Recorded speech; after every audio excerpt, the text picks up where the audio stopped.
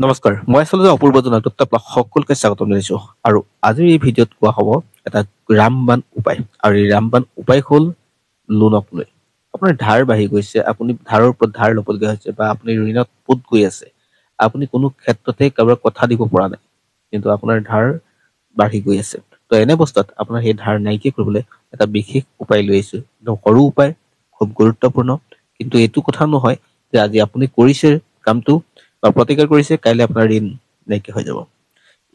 এই উপায় বা যিকোনো উপায় কৰিলে আপোনাৰ লাহে লাহে, অৰ্থাৎ আপোনাৰ সেই ঋণ মাফ হ'ব বা লোন ধাৰ মৰি যাব।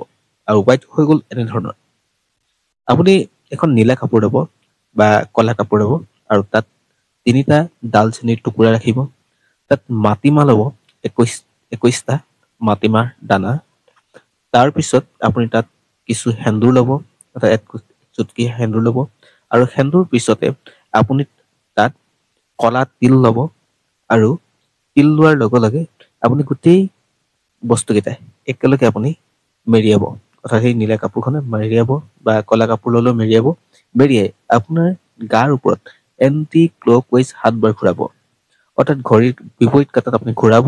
ঘূৰাই আপুনি বোৱতী পানীত এৰি দিব। আৰু এই কাম কৰিব আপুনি মংগলবাৰে।